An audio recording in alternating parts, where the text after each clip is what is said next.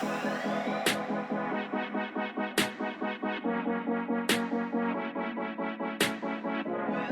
hey, welcome to the X Podcast.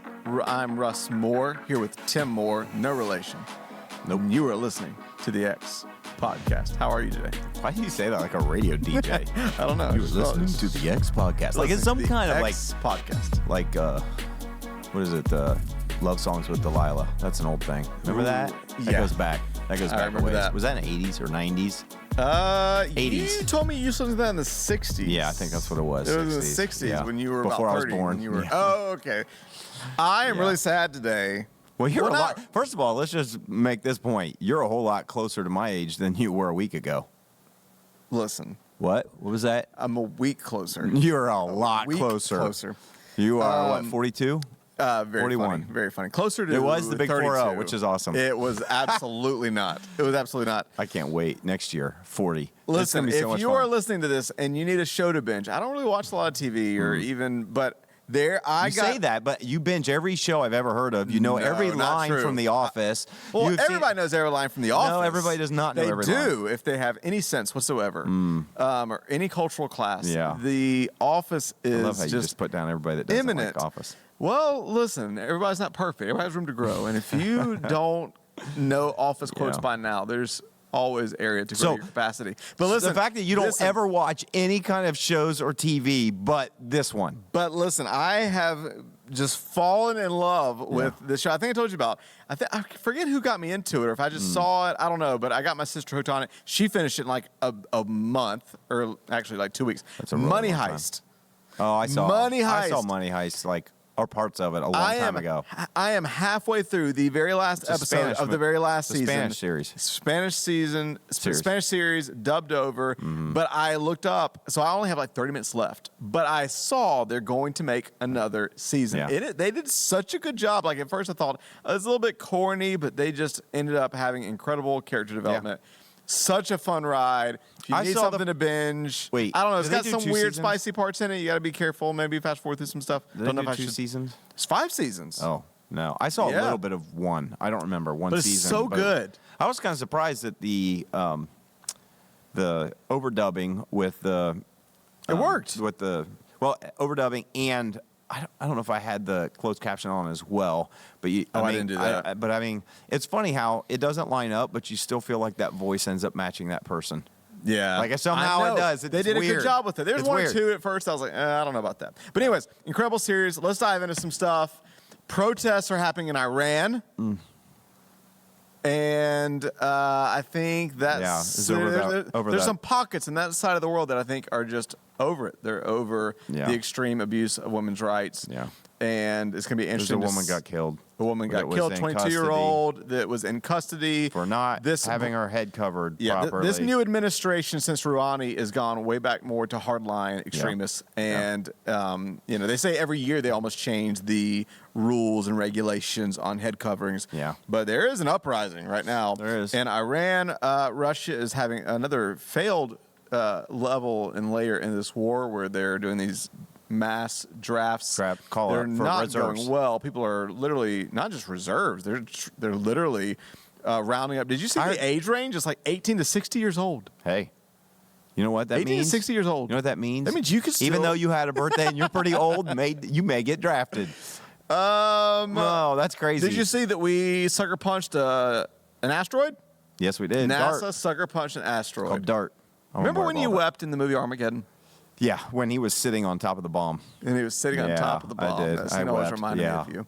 I wonder. I can't wait to find out the results of it.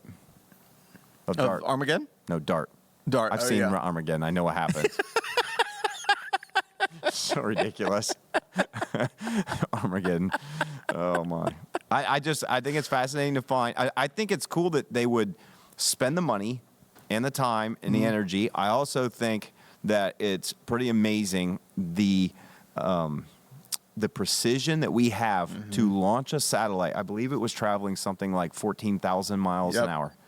Or miles per second. I can't remember which one. But I believe it was traveling. And the fact that you could have an asteroid or meteor or whatever or flying in a certain trajectory and we can pinpoint it, based on seeing its movement and launch something at that speed and hit a direct hit. And I watched the video and the photos. And it was haven't pretty seen it. Oh, yeah. There's video of its still frames of it as it gets right up to impact, and then it goes red. You can see the whole thing, and it's like looking at the surface of what you'd assume the moon. It's all rock. It's just fascinating.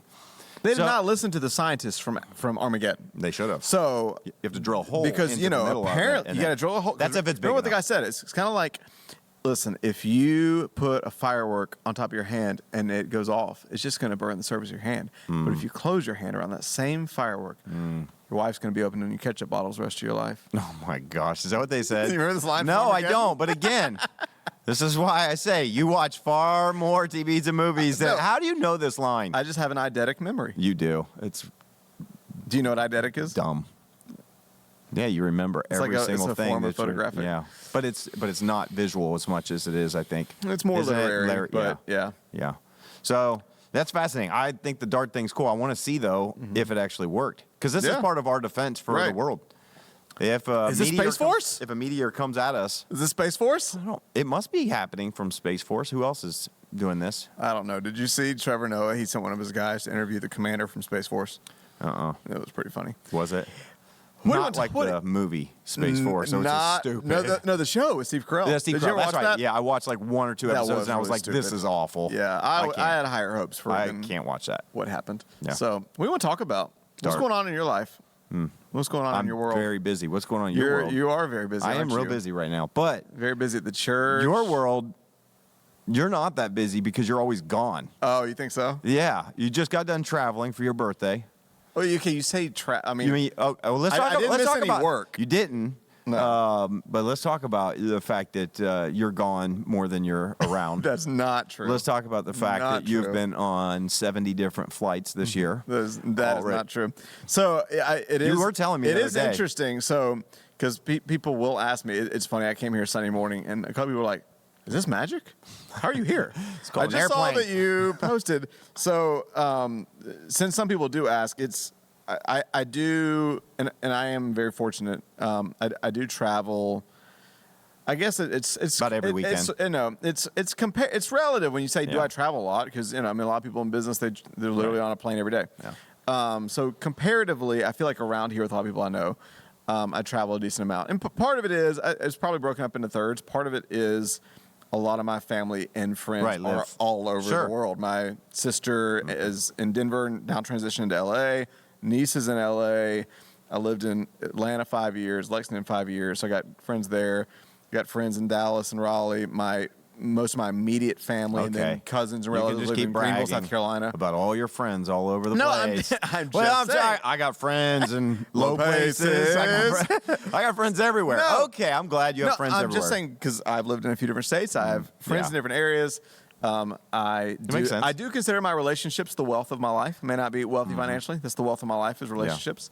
But so there's that. Then there's the other side, which is sometimes, I don't know if you call it business, but sometimes I do get to, whether it's, Sure. speak or help at a church or somewhere, or sometimes for a conference, or sometimes we'll travel to, We'll travel support for- Passion Camp or to go to food. Aspire Conference or whatever.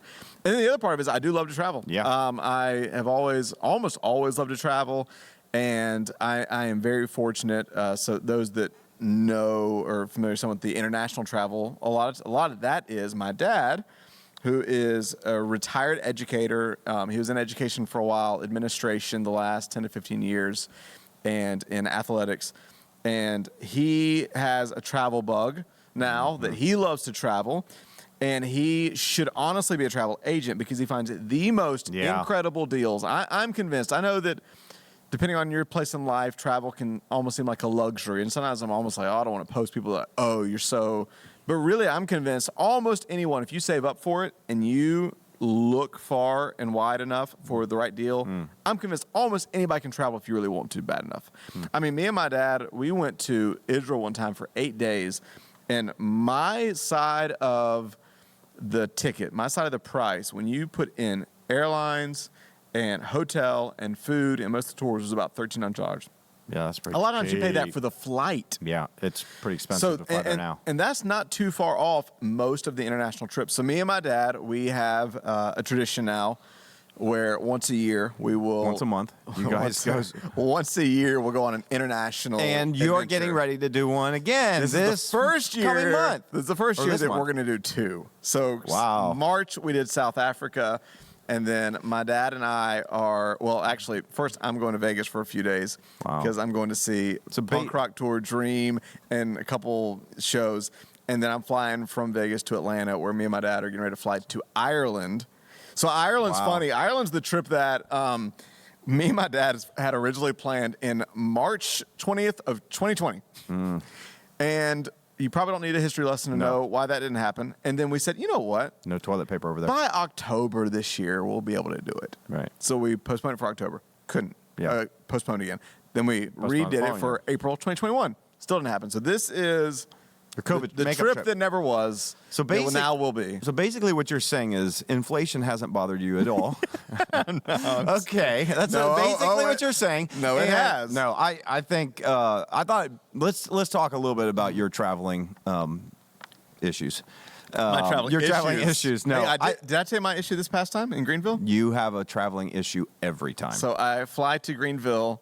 That is my hometown this past weekend. Oh, and by the way, let me just add this. Not that I feel like I should have to justify or nuance, but a lot of times, and especially for the people that think I perform magic when they see a post and then I get back, I'm on an a lot airplane. of times my East Coast trips are literally really brief trips where I leave right at the end of my work week on Thursday and get back Thursday night. So they are night?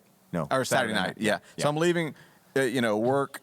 Office work days, and if you're in a church, are typically Monday through Thursday, and I am leaving on a Thursday afternoon, usually getting back on a Saturday night. So usually when I'm in Raleigh, Atlanta, Greenville, that's what's happening. I'm not actually missing. yeah, work you're usually a lot of back on times. Sundays. Yep. Unless But this you get past delayed. time, that happens sometimes. This past time, I flew from Columbus to Charlotte was my layover to Greenville, and I got into Greenville that night. My parents were picking me up at the airport. Luggage never comes on the carousel. I walk into the office of American Airlines, and they said, "Oh, we're so sorry. They forgot to put your luggage on." So they said, "It'll come now, 11 p.m. tonight." And I said, "Okay." They said, "Or it gets into your house." I said, "That's great. What time tonight?" "Oh, we can't send it tonight. It will come sometime tomorrow." I just said, "Okay, I'll come back." So if you're listening, if you're in the airline industry, customer service, because there was no compensation. Nope. I paid $30 to check in this luggage that I then wasn't going to have, that I then had to go back and They get. should at least give you the $30 back. First world problems. Yes, I you have a know. lot of first world problems. Well, I thought it might be kind of fun today. I had this thought to talk about, this is kind of a fun idea, but talk about some of our favorite traveling ideas. Okay. I think maybe Traveling ideas? Yeah, traveling ideas, tips, vacation destinations. Okay. Like, I think everybody that is watching this, listening right now, they are tired and worn out from COVID. They haven't been able to travel, but they have been saving their money for the last 2 years. And so now they're ready to go on some incredible trips and have some should do amazing it. experiences. Absolutely. And we do see the travel industry has picked up significantly. We also see it a mess because of the workers, because of all kinds of other stuff. I have been stranded more times than I can imagine. Did you see, not this to year. interrupt you, speaking of travel, but from a different angle, did you see that just this past week, traffic has reached post-pandemic highs to where in most of the major cities, it is higher than it was pre-pandemic? Wow. Finally, this past week. And at the same time, they still have far less workers. Yes. They do. And so this has created a little bit of a trouble, when it comes to flying. They say that if you can get to your destination and it's less than 6 hours away, you should drive. What was it? They canceled flights coming in and out of London when the Queen passed for the funeral. Yeah. And Jimmy Fallon was joking that LaGuardia said, "Oh, yeah, same. Out of respect, until New Year's, we're canceling." Because they seem to do the same thing. So Yeah. I thought it could be fun to talk about what are some of the places that you have gone that, and to get through a few of them, what are some places that we could say that have been some of our favorite experiences, maybe something that people, if they would ever want to go there, something they could do when they're there, that you say, you have got to do this. So we probably could come up with a list. I have been all over the world. You've been all over the world. But hopefully this wouldn't come across, I don't know, braggadocio or whatever the word is. No. Well, I've been all over the world because I lived Because you in lived all over Europe. the world. So it's a lot easier to travel to most of Europe when I lived there. So before we go into you actually fly to everywhere in the world now. So we'll just. But I do want to say this to anybody listening before we go into it, just because I know everybody comes from different places. I do know that the travel can be a luxury. Yep. And I do know maybe if you're listening, you're like, in this space and time of my life, it's not as practical. I just want to say that I believe whatever place in life you're in, their dream about a day, if it matters to you. Some people don't care about travel, but I do believe we're in a time and space now where if you save up, maybe in your tough spot financially, but you're going to get there one day and to a place where you feel like you can have a little bit extra margin to save it. And when you do, it really is easier than people think to find good deals and find ways. And look, I've been on trips where I have just hosteled it, or I have found a cheap Airbnb, or I've found, there are ways that you can do things far less expensive. But I also say I do think travel's not only a luxury in some form, but I also think a necessity. But I also think it is. I was thinking about the other day how much travel and living in different places has changed me and opened me up. Well, that's what sorry. Listen, I want to. Okay, so we gave that disclaimer, all that to say that if you don't feel like you have the margin, that's fine. I would push a little bit and just say I imagine most of the people that watch and listen to this podcast have the capacity one way or another to do some traveling. Yes. It's just whether or not it's a priority. Because a lot of people that say we don't ever have money to do that, but spend a whole lot of money doing on other things. And that's fine too. It's just whatever. Yeah. I do agree though that some travel is a luxury, but I also feel like I also want to just kind of lean in to say, I think there's some bits that I would love to say it's a necessity. And I know it's not an actual necessity, but I think what it has done in my life, the perspective that it has given me, the beauty that I've been able to see, dear Lord, is just, this past summer, getting to drive through Colorado, the Rocky Mountains, Utah, all of that, it made me realize America is far more beautiful than I thought it was. Yeah. I mean, if all you experience is Ohio, and I haven't, but we go a lot of times to the southeast coast because, my wife loves Florida. Let's just put that out there. She loves Florida. We will probably go to Florida at least once a year, every single year of our lives. And you usually stay in Mar-a-Lago. I have never been invited to Mar-a-Lago. Oh, okay. Don't have the money to What are stay your in thoughts Mar-a-Lago. about what's going on there? I don't have any thoughts. Oh, okay. But we have stayed in Tampa. In fact, we stay in Tampa a lot, which at the time of recording this, they are getting pounded by I know this will come out later, but by a Category 4, almost 5 hurricane. It picked up strength. Ian. Yep. Ian. Yeah, Ian. I don't know how they're saying it now, but it's about to hit today. It is hitting. It's hitting. Yeah, it's hitting. And it moved a little bit further south. We have friends that live in St. Pete that had to evacuate their homes and they're staying with their family. And they had to evacuate, which this was fascinating. Sidebar. I don't even know how we got on this. But I was reading about mandatory evacuations, and one of the sheriffs said that if you are in a path of a mandatory evacuation, a county, and you do not evacuate, what that means is if you get into trouble and you call for help, we are not coming. That's what they learned. I was like, whoa. They said, we are not coming. We are not. Doesn't this always happen in Florida? And then they show like somebody will really weird. But they said they just said that we are not putting other people in harm's way because you would not listen to the order. Wow. So yeah, that's being pelted right now. I've been in hurricanes down in Florida. They're fun. I'd say that jokingly. I've been in tornadoes in Arkansas. I don't think you have. Yeah. We did. We drove into a hurricane once going to Disney, and we were the only ones pretty much on the freeway headed down to Orlando when everybody was coming up. Why were you doing that? Because we were headed to Disney. We were literally, this was years ago. It was one of the big Disney is worth the death. One of the big ones that hit in when was this? Gosh, this must have been in the early 2000 and I don't remember. It's whatever the big one was that hit Orlando area. Okay. Gene or I don't remember. But one of those, and we went it was coming in and there was back to back. There's like wall to wall traffic, I should say. It was bumper to bumper leaving on I-10, and we were just like, man, look there's no traffic. We're just sailing right in as the winds are picking up. And then we just stayed in there for a day, and the winds blew by, and it wasn't bad. And Why we do went you out. love Florida so much? My wife loves Florida. I think because there's beach all the way around. it's sunny, and it is sunny there, and it's warm, and we probably typically go down there in fall. In the past, well, that's not true. We've been there every single month of the year. Our friends have lived down there. I don't know. We've just always. I will say this. She loves Florida. Florida's on the Gulf Coast. Beaches I think the are some of Gulf the is best. beautiful. I love Destin and Sandestin and that area. I will say this will make Zach super happy. I do love Disney. It's been a minute since I've been to Disney. One of the things Me too. I was very fortunate to do, since my dad was an assistant principal and also a teacher.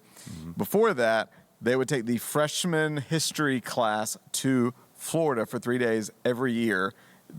Listen to this excuse. Because St. Augustine was there. They would stop by St. Augustine on the way down and then do a day in Disney, a day in Universal Studios, and go back. And so I got to be on the bus almost every year, first grade through high school. And then again, you don't have to keep bragging about your life. I appreciate it. This whole episode, just so you know, is about bragging if you are Russ Moore in your life. But okay, so let's start with Florida. Okay, we'll just start with Florida, go around the country, and then we'll just expand that to the world, and then we'll just let you talk. Okay, so let's just start with. I'm messing around. Okay, you brought up this topic. I know. Listen, so Florida, if you ever, especially if you have kids, you get to go to Disney. We could. I've been to Disney more times than I can count. My wife is a bit of an expert on Disney. We know other people here that are travel agents / whatever for Disney. Shout out to is it Wish Upon a Castle? Rebecca Brown. I don't know. It's called Wish Upon a. That's her Instagram handle. Maybe it's a Wish Upon a Castle. Wish Upon a Castle. Yep, and check it out. She is also can help you. And so we've been to Disney more times than I can imagine. I think our first time as adults going to Disney, Lauren was probably 8 months old, and so I feel like we've been to Disney probably at least 20, 25 times in the last whatever. And so my wife loves it. It's her happy place. Other than the beach, Disney is her happy place. And so we have learned how to do it in a cheap way. You don't think Florida's crazy? You mean like because like there's Mickey Mouse there? I'm just talking about like what? Like older it's people swampy that retire? and alligators. I love alligators, and it's not that swampy unless you go to the southern part of Florida. Think it's just the weird meth state. It's just like any don't all weird thing smoke you meth ever there. see on the news, you see in Florida. Have you not There's seen some the crazy only people. in Florida like sections they've done on the late night TV? Yeah, I would not let that. There's a few stories of like the one guy that was like hyped up on. Unless you're going to go to Disney or the Gulf Coast, why would you go to Florida? If you're going to go to the beach, why not go to Charleston or go to the West Coast? Oh gosh, I'm not going to Charleston. I'm not a big fan of the Atlantic. It's kind of dirty. It's like dirty Myrtle. We used to go there when we were younger. Have you been to Panama City Beach? Yes. Panama City Beach is not too bad. It was over by where we were, but it's still... It's beautiful, but it's a party beach. Yeah. The only Atlantic side beach that I've ever found that I like is, with comparison to the Gulf side. Now, I do like waves, so I enjoy that, was down at Fort Lauderdale. I thought you were scared of waves. No. I love waves. I'm obsessed with waves. Did you read my book? I know. That's what I was thinking. Your first chapter's about waves. And I'm not afraid of them. I thought it was your fear. No. What was your fear? Sharks? Nope.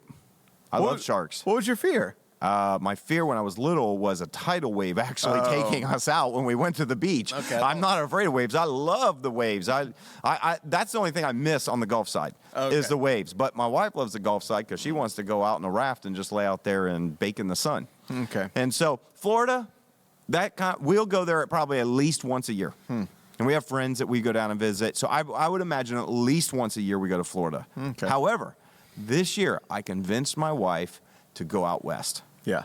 And we loved it.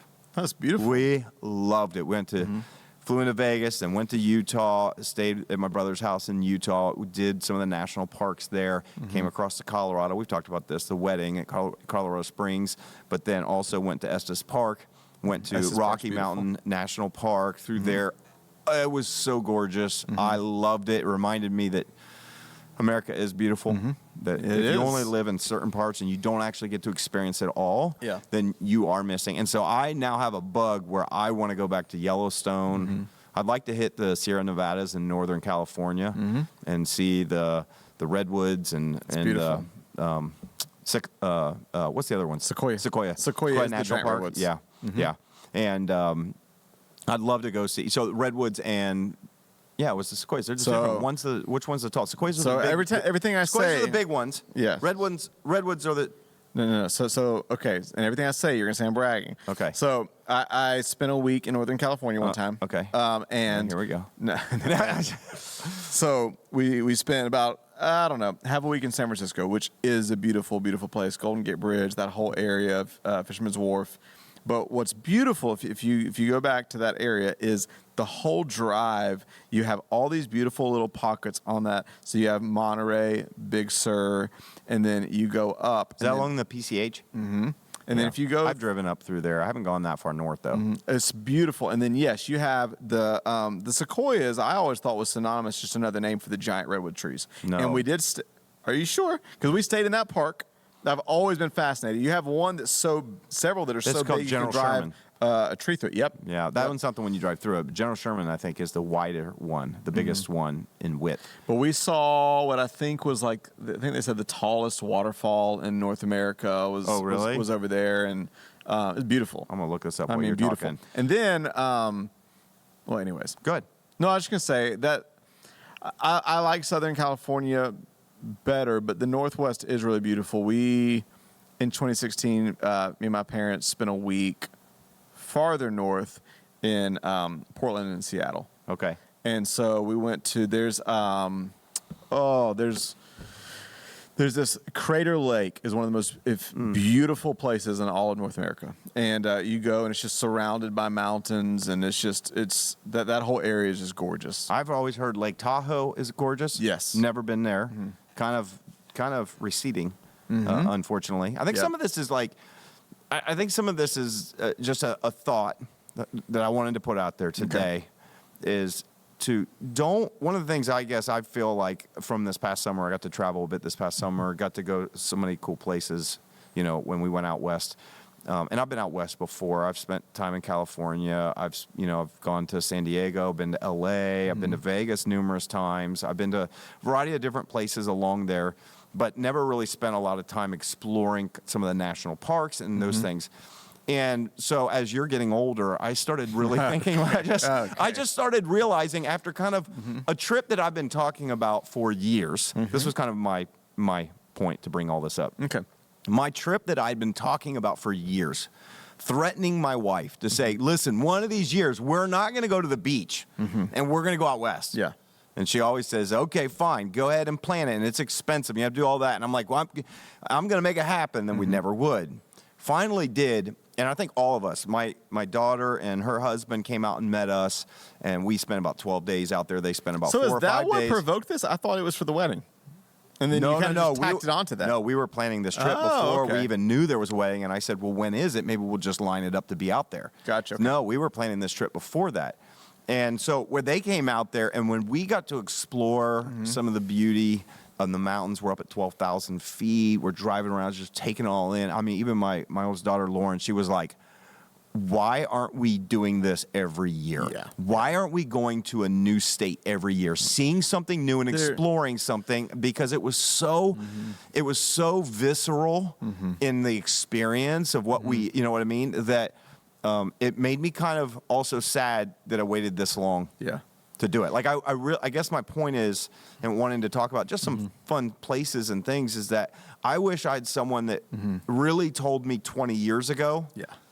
Take your kids to all of these places. Let them experience the Badlands. Let them experience the, you know what I mean? Yeah. Like, the Grand Tetons. Yes. Let them, take them to these places, and whereas it is not the same as a vacation. Let me just say this. Yeah. Going to those places is not the same. If you're like, I need a relaxed vacation, I understand that's why people go to the beach, because you just sit. Yeah. But for an ADHD person like myself, getting to hike and explore and see beauty like that, it was thrilling. There really is it sounds weird, and again, it sounds like almost like a luxury sadness, but there is a sadness that comes over me at times when and part of it's a wanderlust, part of it is there's so much beauty in the world, part of it's probably an Enneagram wing 4, but I feel a sadness at how much of the world I want to see and explore. And it's funny because, there are people that joke, oh, you're going here, but like, it's so weird because from my vantage point, I'm like, oh, there's so many people that I've not seen that I didn't even get to see when I was in Greenville. Right. And I didn't even get to reconnect with these people in Lexington. And my friends in Atlanta keep giving me a hard time because I haven't been back there. Like, it's so weird. It's almost like that feeling of like, I wish there was more to life to squeeze out. Sure. And I want more of life to, but I think what you said is so, I just think, poignant, like them saying, why have we not been seeing this? Because I think when you prioritize seeing the world, there's something about exposing yourself to God's beauty and creation that changes you, that slows you down, that widens you, that there's a healing virtue in beauty. There is a reorienting of value and your heart and your spirit. And then also, because this may be where me and you are a little bit different, I know some people that they just either want to go on vacation and lay on the beach and just recoup, which that's great. Yeah. Or when they travel, they either want to go see mountains and beautiful landscapes, that's mainly my dad, or they want to go into cities. Yeah. I can honestly say, even though I'm a city person, I equally want both. Really? There's something about a city. Some people say they feel closer to God when they go to the mountains. I definitely feel that with nature and beauty. But then there's something about the city that to me also, I never hear people talk about this. There's something about the city that also to me encapsulates the heart of God. Like when I go and I see a beautiful sunrise over a glacier, like I'm exposed to, okay, God created this. This is so close to the heart of God, and there's a stillness. But when I go into a city, you see the smog and you see the light breaking through, when you go into with the rats running through the gutters of New York City, there's something. Yeah, you're thinking about an episode from Teenage Mutant Ninja Turtles. When I think of when I approach the Rockies, you compare that with Atlanta. Yeah, let me take you there. Okay. When I'm approaching the Rockies at sunrise, there's a part of God's beauty that like just fills me. Yeah.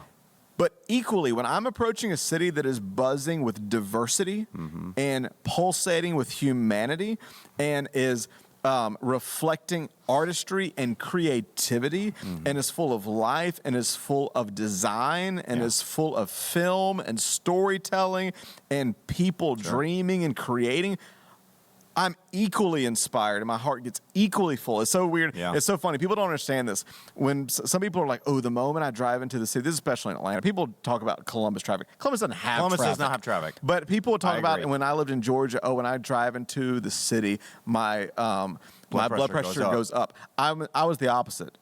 Get me behind somebody on a 2-lane road where I'm in the middle of nowhere, you make me want to cuss.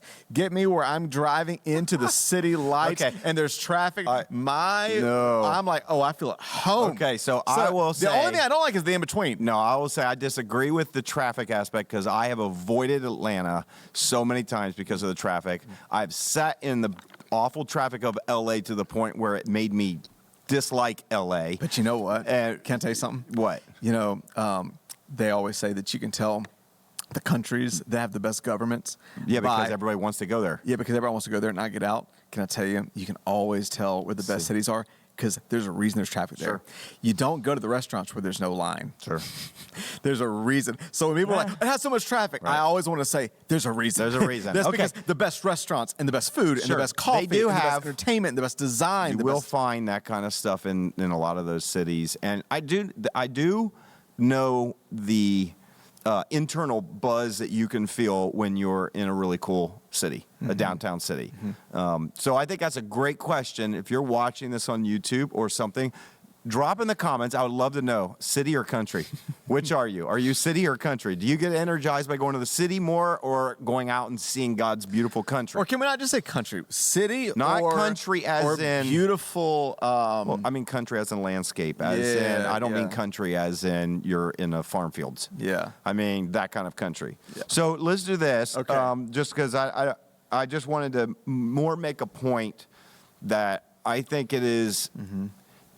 Don't undervalue the importance of experiencing the earth, experiencing the beauty around this place. So here's what I want to do quickly because I don't want to spend too much time. You're done. The only thing I was gonna say is, oh my gosh, not only when you travel do you expand your heart, but you expand your mind. And that's the other thing when you go into cities is like the fact that I've lived in a few different states has shaped me, and it's not a knock if you haven't. There's something powerful about being planted somewhere, but I can say, like, I just think I've heard some, it was Erwin and Aaron said, there's no education like travel.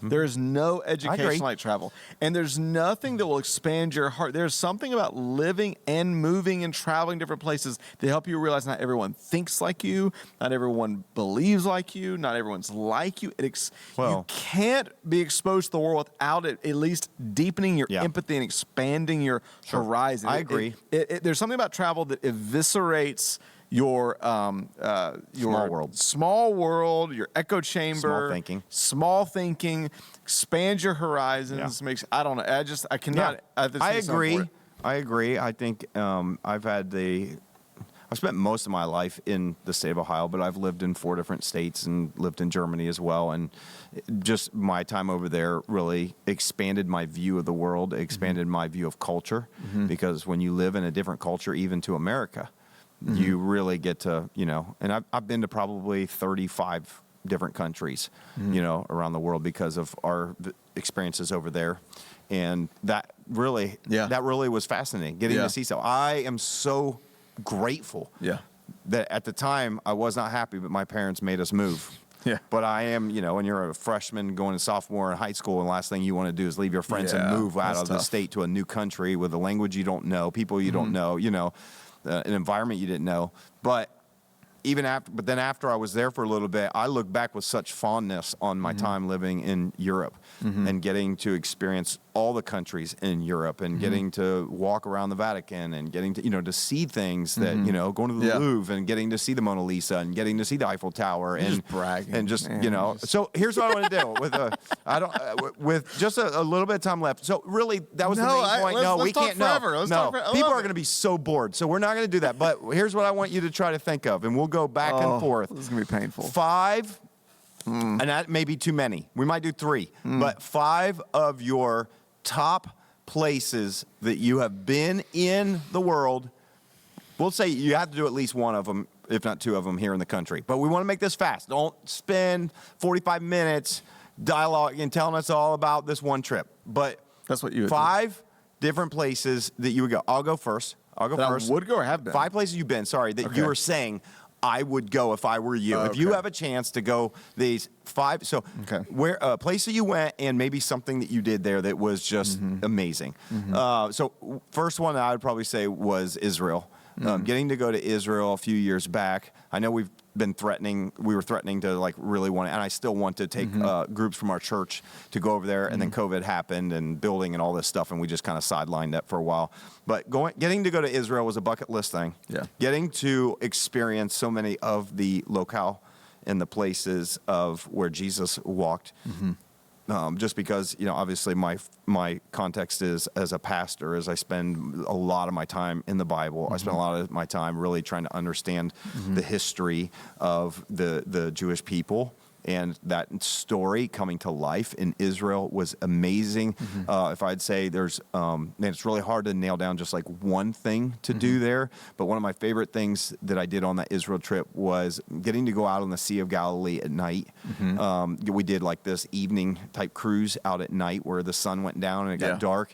And there was just something about being surrounded by these mountains, these Galilean hills, in the middle of the lake, the Galilean Sea, the Lake of Gennesaret. There's got so many different names in the Bible, and just kind of remembering all the stories that I've either taught or I've read. That was kind of one of my. There's so many things. I won't go on, but Israel.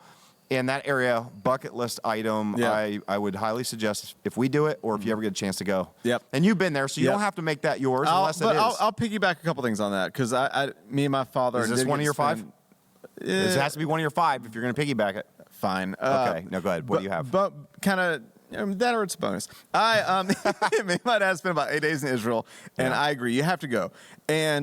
But to me, in all of these places, sometimes it's the most random, innocuous interaction. So, for instance, this probably didn't stand out to you, but if you're like me and you do enjoy the city, Tel Aviv is the New York of the Middle East. Yeah. So, and this is really important because I had a buddy that just went to Israel. So if you're a foodie and you enjoy the city, this is really important. Okay. They're known for their falafels, but not all falafels are created equally. Some falafels are awful. Some falafels are really awful. Some falafels are awful. If you get them on the side stand, hole in the wall does not equal good like it sometimes does in the States.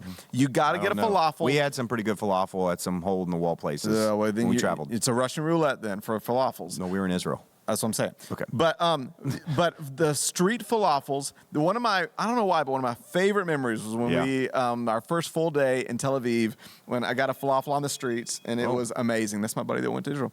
But that was amazing. Walking through Megiddo and the streets around Joppa was just gorgeous and Mediterranean and beautiful. Obviously love the Sea of Galilee. I have random memories of like the fish breakfast that were weird but good. Hot tub at night, looking out over the sea. Okay, we didn't have hot tubs. Random memory. Like for me, so I will say this: if you ever go to Israel, because I think expectations are important. Yeah. A lot of what you think are going to be these meaningful moments where you weep, depending on the places you go, you got to keep in mind are very touristy and very Catholic, and are going to be like masses of tourists with clicking cameras and rosary beads and lit candles and old fashioned. So I'm not saying there's nothing beautiful about that, but just keep that in mind. I had the most random meaningful moments like on the mount where Jesus taught, the Beatitudes. The Beatitudes, like they asked me to do a Bible study there. Yeah. Like that was beautiful. I got to baptize in the Jordan. And then there was a moment, and I survived. But random moments like me and my dad, they took us to one hotel, and I looked out, and the wall is glass, and there's this beautiful valley, and I'm like, oh, that looks like a beautiful valley. I wonder what that is. And the tour guide leaned over and goes, oh, that's the valley of Megiddo. That's the valley. No, that's the valley of Gehenna. They said that's the valley of Gehenna where we get the concept of hell. And I'm like, oh, that's a chills moment. Yeah. So like that. It's just cool to connect that. So Israel, for sure. I got to say this. What's your first one? Let me tell you a tie of the two most beautiful places. Well, you're only giving one of them right now, so the other one has to be your number two. So go with one of them. Okay. Okay. Come on, we got to go. Sometimes. Because this is going to take a while. I know, but you know what? Just hang in there with us. I might not hang in with us. Sometimes you build something up in your mind. Sometimes when I think about the most beautiful places, I think about the few places in life that you have in your mind what it'll look like. You have almost like a movie thing. Usually you're let down. There's a few places that I've not been let down. They've exceeded. It's felt like what I thought it would feel like and more. One of those places was Italy. Where in Italy? You have to be specific. No. Let me tell you something. I went from almost the top to the bottom. Yeah. Now, if I were to go back, I would go all the way top to Milano, Murano, whatever, and I'd go all the way down through Pompeii, and I would eventually go to Greece. That's like a honeymoon dream. But when I went, me and my dad, we started near the top in Venice. Venice, because every part of Italy feels so different, but every square inch of Italy feels like Italy. There is literally nothing in Italy that is like plastic and cheesy and corny and tacky.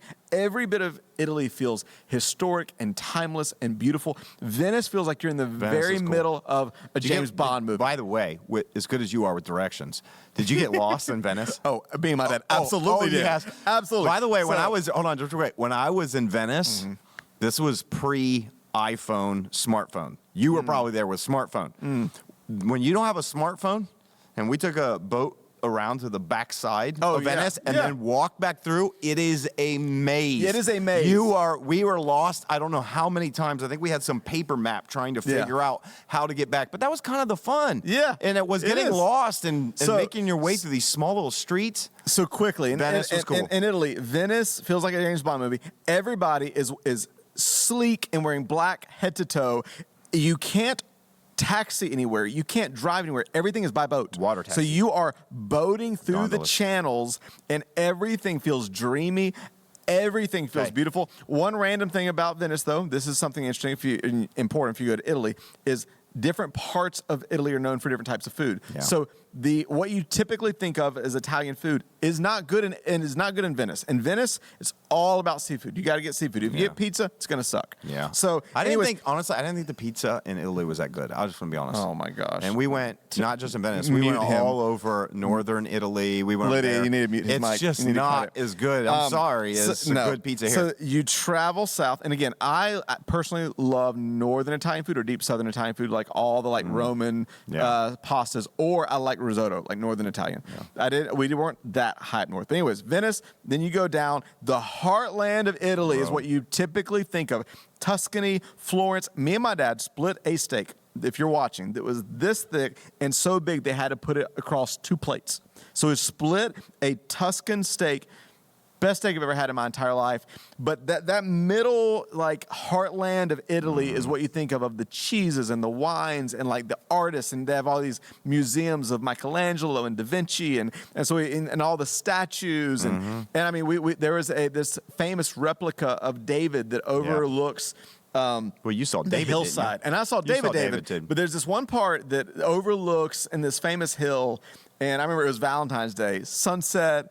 I'm listening to Laney Valentine's Day in my ears. Gosh. I mean, they're passing out wine. It is the most beautiful. So as an Enneagram 4, you would love Italy. Let's just put it that way. And then finally, you can't not mention Rome. You go down, and Rome is as modern for Italy, but historic as you can imagine. You got the broken Colosseums. Yeah. Here's one thing: if you do, me and my dad did a Rome food tour. That was 3 hours long, where they literally take us and they're talking to the history, but you have the fried artichokes and you got the octopus, you got the Napoleano pizza. Now, one weird thing about Italy, at the very end of it is this gelato. You have the best gelato in your life. Gelato. But peanut butter's not a thing in Italy. So peanut butter's one of my favorite, Neither especially. Is pepperoni. No, it's not. Just so you know.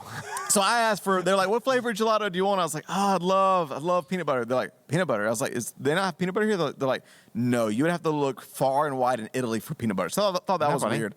But from the people to the music, to the sound, to the food, every bit of Italy is so romantic. It's dripping. You have to be done. You have to be done. That is way too long in Italy. Do not. Gosh, my goodness, you're way too long on these. We are not going to spend this much time. Right. But I would just echo what you said. I do think that Venice and Rome are my favorite places in Italy, and getting to go through St. Peter's Basilicas and getting to that is definitely. Did you go to the Vatican? Yep, I went to my the dad Vatican. Got me in trouble. Went around it. Sneak went a picture. I went to the Sistine Chapel and snuck some pictures. Back then, it was with regular cameras and no flash, and it did not turn out. They were awful, but I was still a bad boy. Still tried to. Funny quick story about Rome. When we went to Rome, actually, this was after we were there. My sister was driving in Rome because my parents lived in Italy at this time. I wasn't there, but they were when we went back to visit that part of Italy. And she went down to Rome, and there, at least back then, I don't know if it's gotten any better, but Rome and New York are about as close as you can get for driving. They're both ridiculous, dangerous. Rome's probably worse. And there's kind of a funny, inside, rule or joke, which is you don't ever stop at stop signs. You stop at a stop sign, you're going to get hit. And my sister did get hit from the back because she stopped at a stop sign. Is she alive? Yeah, she is. Okay. But, I mean, it just goes back to, the driving is atrocious. At least it was. I don't know if it's any better. This was probably 20 years ago. Yeah. The driving was atrocious. So, anyways, that's a good one. So, that was yours. I'll stay in Europe for a number 2, but we're going to have to move along. Okay. Should we do a part 2? Oh, my God. Do 2 of these? I had no idea. Lydia? You were going to love this so much. Switch if we should do 2. Nope. 1. There you go. I should switch. She is already bored. Okay, so just another one that I'll say. Maybe we won't do 5. Maybe we'll just do 3. But another one of my favorite places in all of Europe is the southern part of Germany, the Black Forest, the mountains, the Alps, all through in the southern part of Germany into France, and that. I lived over there. My favorite place still. I mean, I've been through Austria, Switzerland, Alps, through all of them. Traveled through Switzerland by van, literally thought our brakes were going to give out. I mean, we could smell them burning as we're snaking down these mountains in Switzerland. But my favorite part of Europe by far is southern part of Germany in there. Gorgeous. Yeah, it's the most beautiful part. I don't know if I could say what there is to do. The food, I miss the food. Really? Oh, the food is The amazing. sausages, The the German food is kielbasa's, amazing. The way they make French fries is so Sauerkraut different. I don't like sauerkraut, but the way they make there is all their schnitzels, all of like the way they make their French fries, their pommes frites, the way they make them. Like it was new for us. This was years ago, where everybody over there cooked with peanut oil.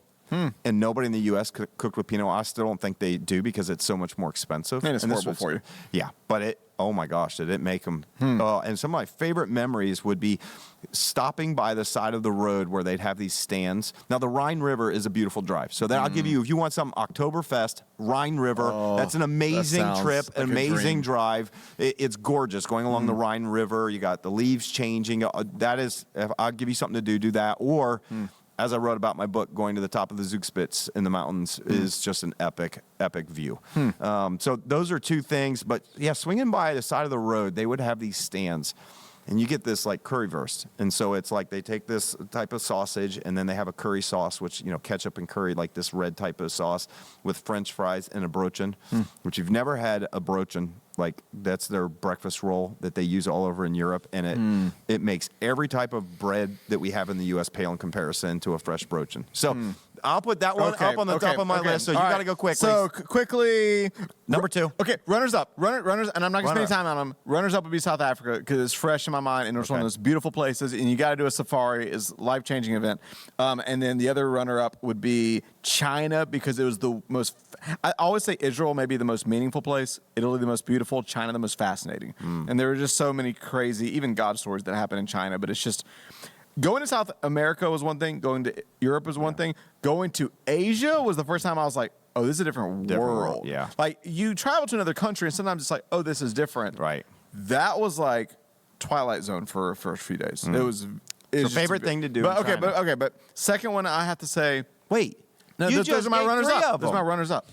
So my second one, This is my what you second call bragging. No, this is When you have throwaways, which are China and South Africa, you're okay. Okay, you opened up Pandora's box. Sorry. You can't get mad when she gets I out and have no dances. idea. I'm sorry, everyone who is watching and listening that second one, put Russ people on this. either second one. He's like a frenzied cat. This honestly is so filling for me even to think about. This makes me want to get on a plane right now. Oh, dear. There's so much to see. Okay, my second one, and it really was the most surprising, was Iceland. Yeah. So it looked beautiful. I've heard so many people tell me that's on their bucket list. I got to be honest, it was never on mine because I was like, that's Iceland. Yeah. And Iceland's green and Greenland's ice. Yep. But anyways, Iceland was the most. It would give Italy a run for its money on beauty. Yeah. Because it's a Scandinavian country. It's in that whole section of, first off, it's weird. It's either like 13 hours of daylight, 20 hours of daylight a day or 20 hours of darkness a day. We went when there was primarily daylight, which that's a whole phenomenon. It has over 10,000 waterfalls, more waterfalls than any country on the planet. It actually, interestingly enough, has the oldest parliament in the world. But you go to some places where it's got these geysers and hot springs. Then you go where the glaciers are, and then every bit of architecture is one of the cleanest places in the world. It's almost like you're in a glorified IKEA. It's in that part of the Netherlands where everything's geometric and the architecture is immaculate and beautiful and just curvilineature is just, everything's beautiful. But then it's against this backdrop of rivers. And I usually don't like gray skies, but just, it's the most beautiful architecture juxtaposed against the most beautiful landscapes you've ever seen. And just everything, it's known for its lamb, its chocolate, its ice cream. These single, I know you're not a seafood fan, these single, and I have been a lot of places, the single greatest seafood and fish, okay, you open this box, the single greatest seafood meal of my life was in Iceland. Got to tell one like Instagram-y kind of story. This is really weird. I saw this before I went, but they are known, it's really random, for their hot dogs. There's this famous red hot dog stand right in the middle of the capital of Iceland. And this hot dog is a foot long. It is made from Icelandic beef, lamb, and pork. And then it has this like sweet relish sauce, crunchy onions on the bottom, and then this type of ketchup. And you wait in a long line in the middle of Reykjavik for it. And that sounds good. I'm kind of hungry now. I mean, me and my dad, I'm just telling you, we went glacier tours. We went into the most beautiful museums. It just we went whale watching. Sounds amazing. Was okay. Let's move on. Let's move on so we can just get like one more each, one or two more each, and that's it. That's it. Okay. Iceland, amazing. I want to go just to kind of get away from that portion of the world for a moment. I think something that is fun that I enjoy doing. So I will throw out another one: cruise to the Caribbean. I enjoy cruising. Okay. I enjoy going to the Caribbean. Some of my favorite, one of my favorite cruises was going to southern part of Caribbean, where we went to St. Kitts, went to St. Thomas, went to some of those islands. I enjoyed actually learning the history of some of those islands. Like, I think it was St. Kitts. I might be getting this wrong. One of those islands is like half Dutch, half English, or half French, or something like that. And you literally, one side of the island is a little bit different than the other side of the island. And so one of my favorite things to do when we go to some of those islands is that we would take an Uber or whatever they had there, you know, a taxi, whatever they have there, and then we would learn about the island from the driver. That was so much fun. So cool. we went to I forget which one it is, St. Thomas. Which is the one where the big planes come in and land right over your, like, some of the airport? No, they come in right over your head, and I just can't remember which one. Sorry, I can't remember which one, but one of those Saint Islands is the one where the runway is like, the island's barely big enough to put the huge runway on for the big jumbo jets. And so people will, and we did this, hang out at the beach, and these jumbo jets are flying in, and they're like 30, 40 feet over your head or whatever coming, and they're massively loud, and people hold on to the fences when they take off, and when they take off, it'll like blow you back, and people get hurt sometimes. So that was really cool. My favorite experience cruising was we went to, I think it was, believe it or not, I think it was like either Cozumel or Playa del Carmen, Playa del Carmen, one of those places over in Mexico. And we did this excursion that was a secret underground river. Come on. And I found out if you really want to have fun on cruises, I like a lot of aspects of, there's lots of food, there's the boats. I love my day out at sea. I love just laying out. It's, you know, the wind's blowing. It's fun, right? But doing some excursions, we did the secret underground river tour where we went and we put on these wetsuits. You wear a helmet with a light on it. And they tell the story that it was only found like 10 years ago, 15 years ago, by somebody who was chasing a lizard. This is a story they tell. A boy was chasing a lizard. Lizard runs through a hole, and some rocks fall through, and you hear this real long boom. And it was like, they discovered, this is the story, maybe they just tell it for tourists so you give money, who knows. They tell the story of finding this underground river. And so we go down it in this underground river in a wetsuit, and you're wading through water that at times is knee deep, chest deep. Some places you can only float. You're wearing a life vest. You're looking at stalagmites and all these things where they have formed for a really long time. And so it's like going into this underground world. And then one part you're talking about Mammoth Cave in Kentucky. Yeah, very similar. Not really. We go to this one part where we all floated in the middle of the water because it was too deep. Okay, and you kind of hold on, and then the guy was like, "Okay, turn off your lights, your flashlights." And you turn it off, and it's pitch dark, and you're just floating in this water, and it's in a cave. You're like 30, 40 feet underground. You're in this cave. I mean, some people don't like it if you're claustrophobic, but it's not really tight. Were there any fish? Was there any? Have you ever seen Bioluminescence? No. Yes, I know what you're talking about, but I don't remember if there was. My any of bucket that. list is to see Bioluminescence and the Northern Lights. I've never seen either, and I would love to. That would be amazing. So I want to throw on the list, and just so we get a little diversity. Okay. I think going on a cruise in the Caribbean can be sometimes really fun, relaxing, and you can do fun excursions. You just have to look for them. Feed the sharks. So this is gonna sound spoiled. I went on a number of cruises, and to be honest, the last time I went, I just was I don't know. Experience? Not a bad experience. I just was like, I don't want to say over because that sounds. Look, Wow. Look, Moved on. no, I'm just saying when the craze happened of cruises. Yeah. Me and my buddy and my parents for senior trip. We went on a cruise, and there was a season there where you could find cruises really cheap, like $200 for like 4 days, 5 days. It's worth it just for the food. So I will say though, I think like it's been a while since I've been on one. I think going on for like a honeymoon, or if there's like a bunch of friends, I do think that'd be really fun. It's fun with friends. So we like to cruise with other people. Yes, that would be fun. It is different. I agree. I've done some cruises smaller, but our favorite way to cruise, and even vacation, we like going to the beach with other friends because we love to hang out and do stuff. So I agree, though. Cruising with friends is different. I will say and it's fun. A cool like when in Rome moment. When we went I think it was one of the last times I went on a cruise. We went to the Keys, and it was the very first time I ever had key lime pie. Yeah, and I fell in love. good. It was like the best. I did experience jet. that I went jet skiing right off the coast of the southern coast of the Keys, and that was amazing. Not to circle back, but since you mentioned whatever, it reminded me. When you're in Israel, you did float in the Dead Sea, right? Yes. Okay. Oh yeah, I got baptized in the Dead Sea. Something I always wanted. Yeah.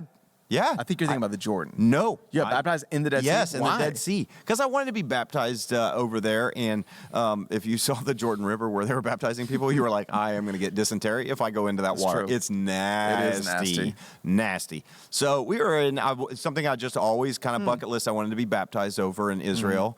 Went to the Jordan, and we were kind of with a tour, and we just stopped off at the spot where people get baptized. And you go in and you could pay, and you get like a white thing that you can rent and go do. Yep. And so we were there, but we were with like this big tour, and there wasn't a lot of time, and I wasn't. Yeah. So when we stayed at a hotel overnight right on the Dead Sea, we all went out there. I had told my friend Pastor Matthew, who was there, I was like, I've always wanted to be baptized over here. Will you baptize me? That's cool. So he baptized me in the Dead Sea, which, by the way, is a more challenging feat than you would imagine. Because you can. It's not that hard. But that was cool. I don't know why I remember this, but when we were going down to the Dead Sea, there was this little bar.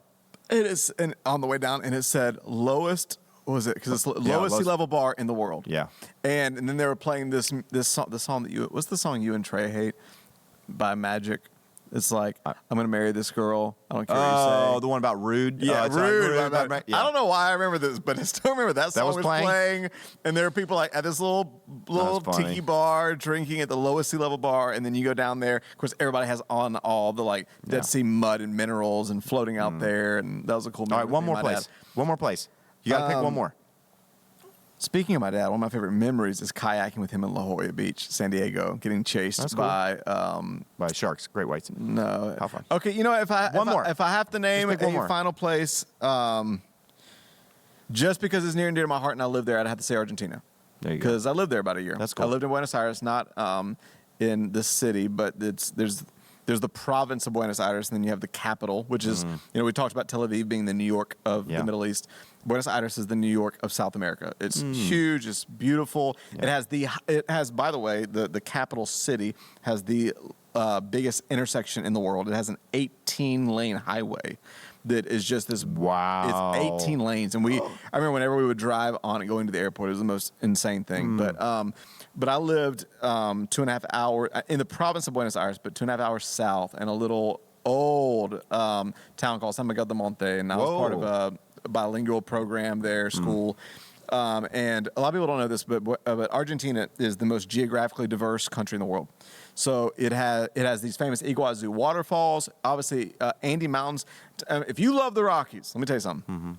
We took a 48-hour bus ride to a 2-week vacation while I was studying there to the Andes Mountains, and we went to this place. The leader of our bilingual American program told us, I thought this was kind of intense. He said, you are on this trip going to see the most beautiful place you've ever seen in the world, and you will fall at my feet and tell me you're right by the time we get done, which I thought was kind of intense. Yeah. But the last day, every day we were there, we would do on this little vacation. Now, while I was there, just so it doesn't seem like I'm over-bragging, it was intense. I mean, it was like a Spanish prison boot camp. We had to get up at 6 a.m., had to work on a ranch to pay tuition while I was there. But this trip, every day would be like climbing a new mountain, archery, horseback riding through the rivers. But one day in particular, he said, I'm going to take you to a place called Cinco Cascadas, which is 5 waterfalls. And he said, and it's going to, all day, you're going to be traveling up these waterfalls, up this mountain. And when you get to the top, it will be the most beautiful thing you will ever see and will have ever seen. And he was right. And we get to the top, and I still remember, I still get chills. It was so beautiful. The girls in the program, I remember, I can still see it like yesterday. They were beautiful?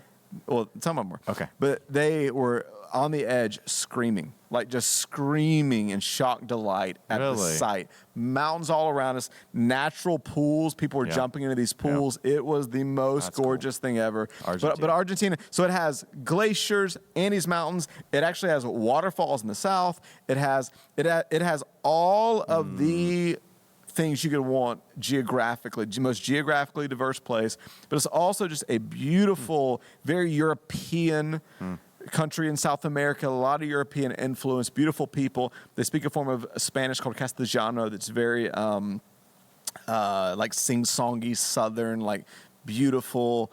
You go to the heart of Buenos Aires, and they're known for tango. And you have, every time I hear Argentina, I just think, "Don't cry for me, Argentina." Don't cry for me, Argentina. That's what I thought you were going to say. And so that, gorgeous. Okay. Having lived there, Argentina. Yeah. And the greatest steaks in the world. The greatest steaks in the world. I said Tuscany earlier. It is a very. Oh my gosh. It is a very close, because they are known. And by the way, I don't know what it's like now, but one of the few benefits of it being such a tumultuous place politically. By the time I moved there, they'd had over 200 different presidents within the last 200 years. And when I was there, the ratio was 3-1. So since I worked on a ranch, and it sounds weird, and for those of you that know me, but I helped kill and cut the meat in the cattle ranch for what we would eat next door in the school. And there is a particular type of cows that they raise, a particular type of way they kill, a particular type of way that they cut. And it is just known for the greatest asados. But anyways, because it was 3-1, you could go in and get, the thickest, most delicious cut of filet mignon and fries and a drink and like a dessert for like $7 US. Holy cow. That was back then. Fries and filet mignon. Yes. Oh, that's interesting. So okay, so let me let's just wrap up. I have a question for you. Yeah. What do you prefer? So this is the funny part about travel. Yeah. My mom, maybe like Laura Lee, prefers to rest and relax all day. My dad, and of course he's retired, wants to go, which especially when you're going to other countries, even if it's touristy, you want to see as much as you can. Yeah. I'm somewhere in the middle where I want to go to the city. I want to see the great sights, but I almost wish I had at least one day in between every other 2 days where I could slow down. I've heard Erwin McManus say this, and I really resonate. One of my favorite things to do in a culture is to walk it. I love to find like the thriving cities, and I feel like you really get a great pulse on the culture if you can walk the streets and find stuff. I like to have reservations set if I'm in a big city to know I'm going somewhere great. I love to see all the sights if I can, but I love at least maybe 20% of that time to be able to slow down long enough to experience the culture, walk the streets. I'm probably spontaneous moments. I'm probably more like your dad. I'd probably just prefer to see everything I can see. We go from 6 a.m. to like. I can imagine that. That's what I would probably prefer. Okay, last place that I'll do, and then I'll have one last question. Then we're gonna wrap up. So we've probably been doing this for well over an hour, and we could probably talk about places because I was just trying to think. Okay, if I had one other place. There's some beautiful things that I've seen, being at Red Square in Moscow at Christmas Eve and covered in snow. You love Russia. There were parts of Russia that were pretty interesting. Moscow was a fascinating city, and that was years and years ago, but it was a gorgeous, gorgeous view. Strasbourg, France, one of my favorite places in France. So I don't like Paris as much as I like Strasbourg. I feel like Paris is a little bit too touristy. It is very touristy and kind of dirty. And then like Strasbourg, France was at least, last time I was there, just a beautiful, more small French town where if you want to experience French food, river that goes through it, the French River, like there's just, it is the essence of like real country France. I think Paris to me was not. I didn't love Paris as much as I did that. But I'll pick a different place. But one of the places that we went recently that I just loved, my wife loved it, was Hawaii. I'd love to go to Hawaii. Hawaii is one of the most beautiful places in such a unique. So you might say Argentina is one of the most geographically diverse. Hawaii is the most diverse place, I think. I don't know if it's just on the planet when it comes to climate and environment. May not be geography. It could be, though, because they say all 12, I think it was 12, 9 or 12 of the world's climates all exist in Hawaii.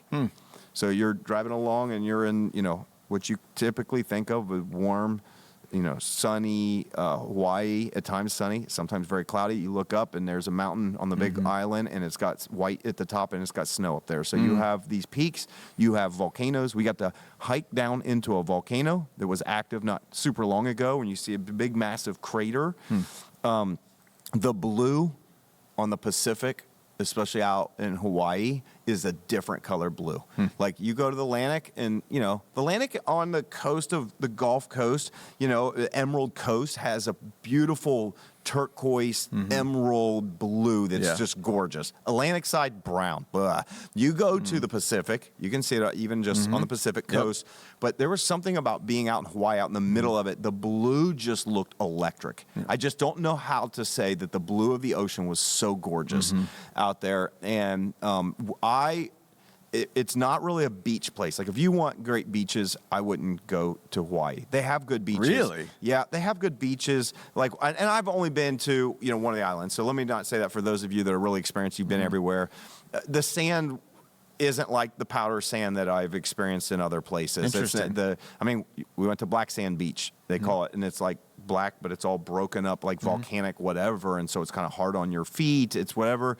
We went to one beach. It was really nice. The waves are so big and aggressive that you are just like, it's like it was red rough every day, and it was like, yeah, I don't think I would want to go out in those waves. I'll get killed. All The cruises, the cruises I've been on, the most beautiful beaches sand I've ever seen in my life? Dominican Republic. Yeah, they're my nice. first mission trip, we went at a one-day vacation. Sea to the bottom, 8 feet below, perfect white sand. So, the Grand Caymans have really, really beautiful sand. I've been there. I think some of the sand in Destin and some of those is just as good. Honestly, I really do. I don't think Hawaii's. If you wanted to go on a trip where you want to sit on a beach, I would say don't. The amount of travel and time and expense, I wouldn't go to Hawaii. I would just literally go Emerald Coast and somewhere there. If you want to experience tropical paradise and yet get to explore. See, that's where I fell in love. And my wife loved it. She loved it because you got beaches, but you also, we rented a Jeep and we're traveling through and you're seeing waterfalls and it's got like the most beautiful vegetation and there's mountains right there and storms are, literally we're driving and it could be on one side of the island, it could be 78 degrees and beautiful. And you just take a little drive and next thing you're covered in gray clouds, rain, and it's like 60 something degrees out. And you're on a small island. You can drive the whole thing in in an hour and a half probably. And so it was super fascinating. So I would put Hawaii up there. So, okay, last thing. Okay. Last thing, and we're going to make it quick because we got to sign off. Okay. What is one place you would love to go? And I know that's probably really hard. I'm even trying to think of one place that you want to go some point in your life. So it's that bucket list. I want to go to this place. One place. I'm going to rattle off in 10 seconds.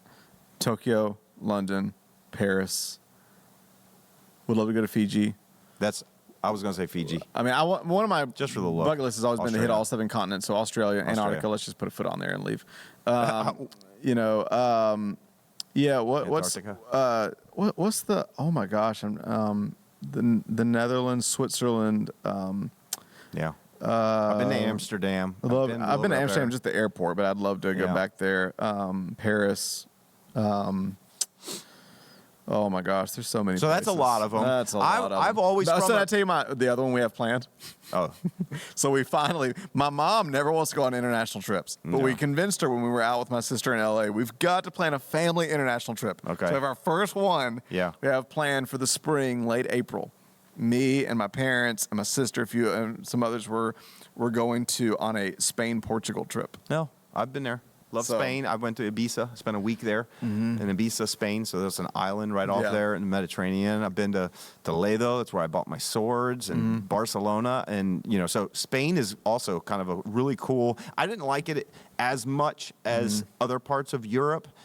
But it's different. Like if you're going there for the culture and the food, it's really cool. It's just hard when you're living in Germany and you're spending time and you go to Austria and Switzerland and France and some of the beauty of that like landscape. It's a little bit different looking in Spain, but it was still cool, very beautiful. So you guys are doing that coming up soon. Yes. What's the other place near the Netherlands that? Oh my gosh, you always hear people talk about it. It's slipping my mind now. I really want to spend some time in Melbourne, in Australia. I would love to. Melbourne's supposed to be beautiful, even more beautiful than what is Melbourne? Yeah, even more beautiful than oh my gosh, yes, than Sydney. I'd love to go to Melbourne. I think of a couple things that places that I need to make a priority to go. I want to go back to Hawaii, but I want to go in the winter, and I want to go to North Shore. Or Oahu. I want to see the massive waves. I have an obsession with waves. I want to see 50-foot waves from a safe distance. That's what I want to do.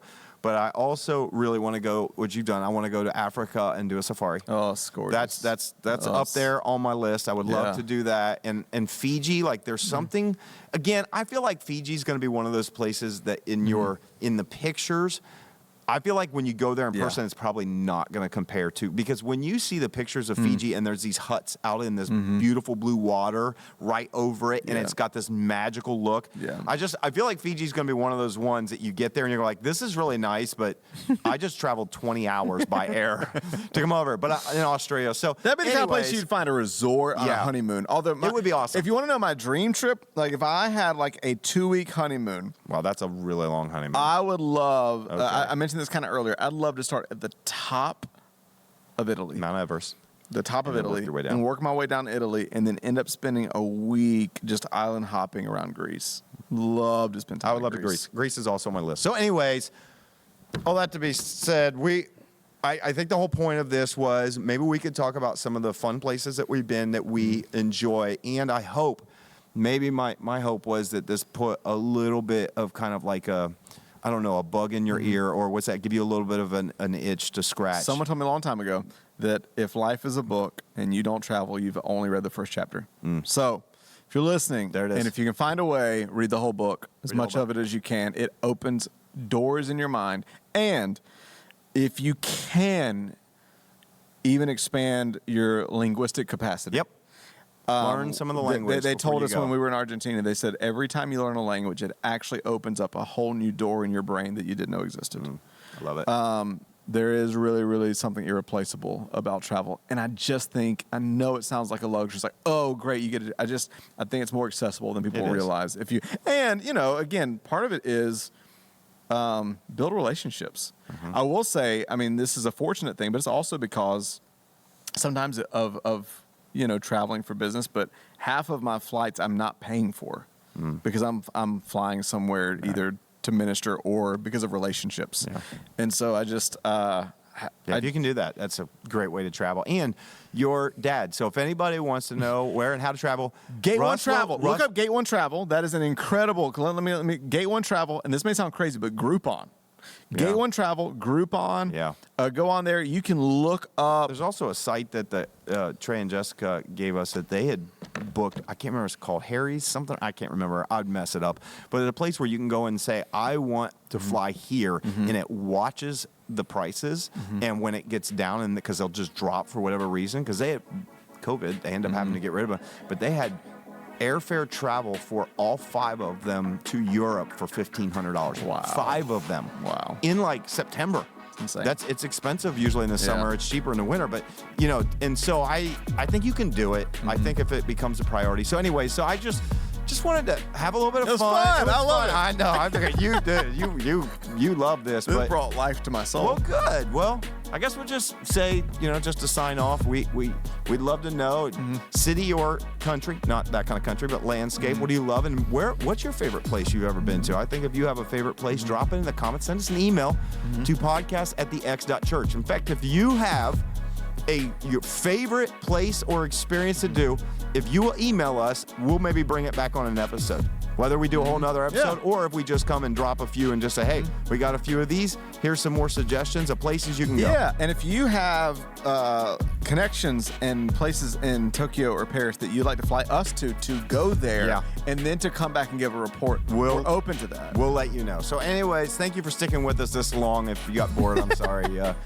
Russ gets super excited about this, but that's great. I think the whole like an hour and a half. I know. It's the longest episode ever.